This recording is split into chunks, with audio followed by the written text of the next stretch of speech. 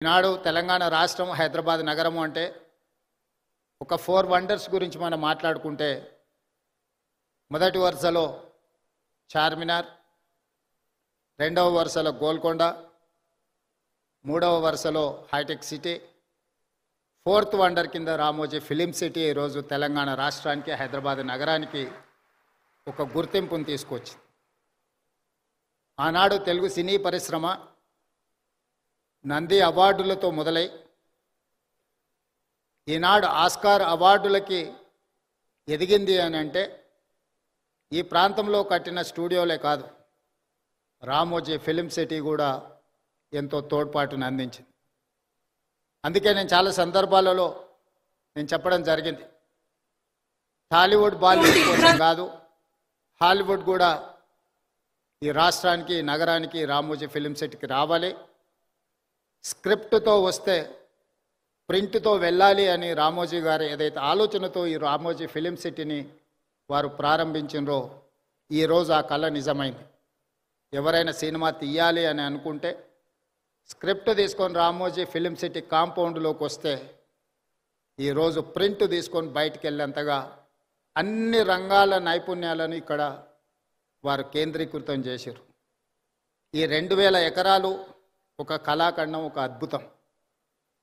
దీనికి చాలామంది సమస్యలు సృష్టించాలని ప్రయత్నం చేసిన వాటన్నిటినీ రామోజీరావు గారు నిలబడి తట్టుకొని ఈ తెలంగాణ రాష్ట్రానికి ఒక గర్వకారణంగా రామోజీ ఫిలిం సిటీని తీర్చిదిద్దడం జరిగింది.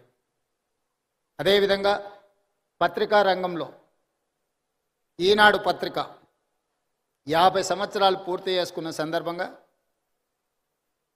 రామోజీరావు గారు నిద్ర లేవ్వంగానే ఈనాడు పేపర్ చదివే అలవాటును, నిద్రపోయే ముందు ఈటీవీ వార్తలను చూసే నిద్రపోయే అలవాటును తెలుగు ప్రజలకి ఒక అలవాటుగా మార్చిండు.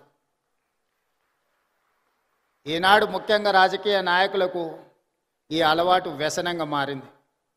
ఉదయం నాకు ఎన్ని పత్రికలు వచ్చినా ఖచ్చితంగా హెడ్లైన్స్ అయినా ఈనాడు పేపర్ నేను తిరిగేస్తా. ఎందుకంటే నిఖార్సైన సమాచారం, మిగతా దాంట్లో కొంచెం మసాలాలు, కలర్స్ అవి ఇవి యాడ్ అవుతుంటాయి. ఇది యాక్చువల్ వార్తని ఈ 2-3 పత్రికలు చదివిన తర్వాత వాస్తవం ఏముందో తెలుసుకుందాము అని ఈనాడు తెలంగాణ రాష్ట్ర ముఖ్యమంత్రిగా 5-10 నిమిషాలైనా ఈనాడు పేపర్ నేను తిరిగేస్తాను.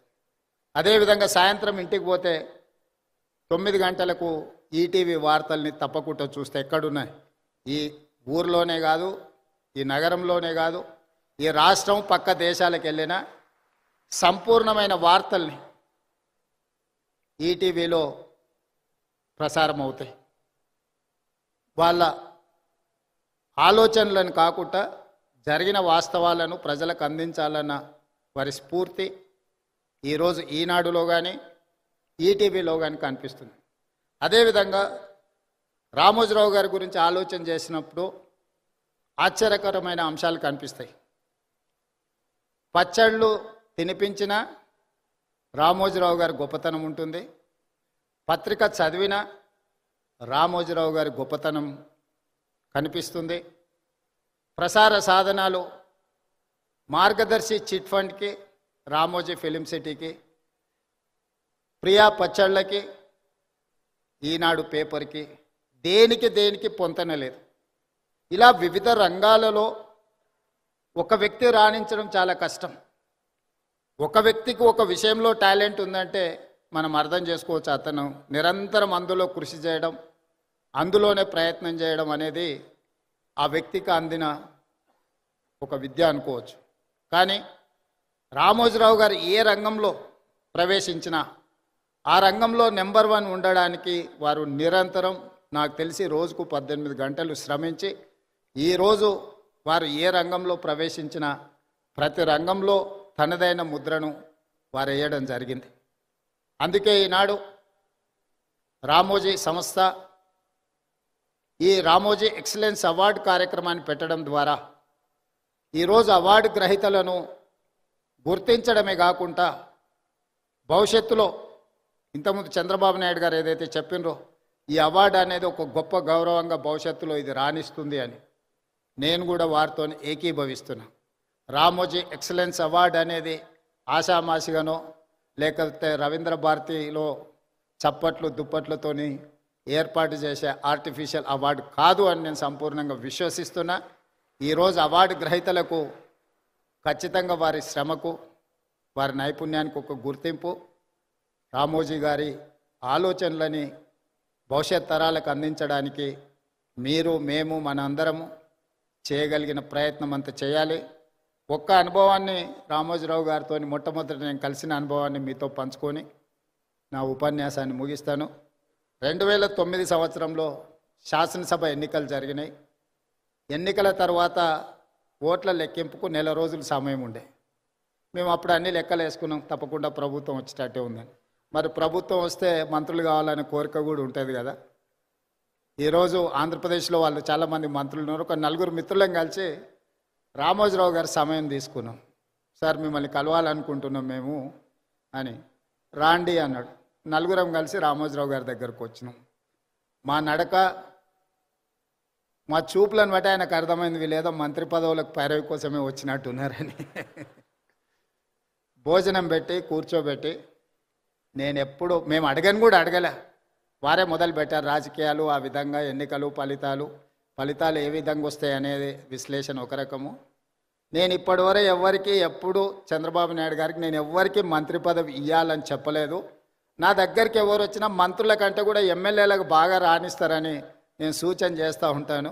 మీ 4 కూడా అదే సూచన అని వారు మాకు అంటే మా మనసులో ఉన్న మాటను గుర్తించి, అంతకుముందు బయట చాలామంది మంత్రివర్గం అంతా చంద్రబాబు నాయుడు గారు రామోజీరావు గారు చిట్టి పంపిస్తారు, చంద్రబాబు నాయుడు సార్ మంత్రివర్గాన్ని ఏర్పాటు చేస్తాడని బయట చర్చ జరుగుతుండేది. సరే రామోజీరావు గారు మా 4 ఎవరికో ఒక్కరికైనా తప్పకుండా చెప్తాడు అనుకొని మేము వచ్చినాము. వారు రాజకీయ నాయకులకు కానీ ప్రభుత్వంలో కానీ ఇలాంటి సూచనలు ఎప్పుడు నేను చేయను.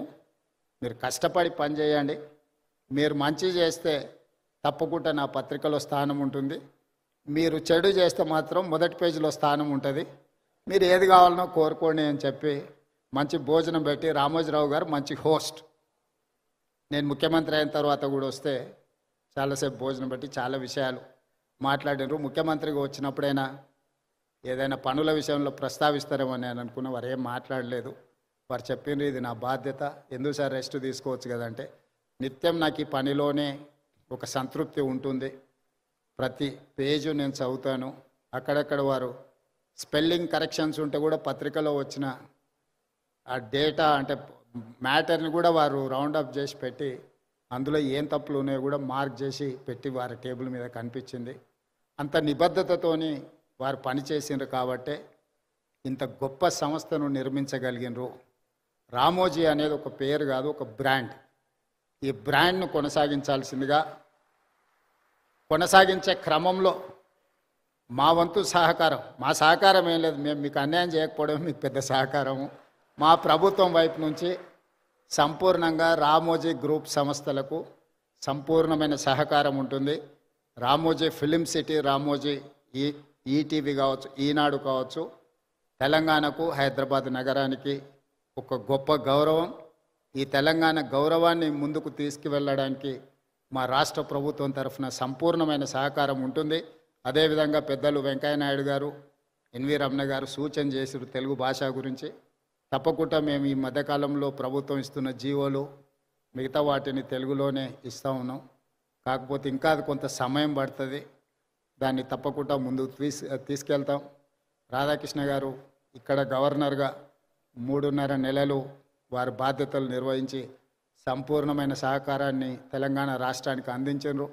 ఈనాడు ఉపరాష్ట్రపతిగా వారు బాధ్యతలు తీసుకున్నారు. ఆనాడు ఉపరాష్ట్రపతిగా వెంకయ్య నాయుడు గారు తెలుగు రాష్ట్రాలకు సంబంధించిన సమస్యల్ని పరిష్కరించడంలో, కేంద్ర ప్రభుత్వం ఇచ్చిన హామీలను అమలు చేయించడంలో నిరంతరం వారు ముఖ్యమంత్రులతో సమన్వయం చేసుకొని అన్ని సంస్థలకు సంబంధించిన అధికారులను, వివిధ శాఖలకు సంబంధించిన అధికారులను, మంత్రులను కూడా పిలిపించి ఆనాడు ఉపరాష్ట్రపతిగా వెంకయ్యనాయుడు గారు ఈ తెలుగు రాష్ట్రాలకు సహకరించారు.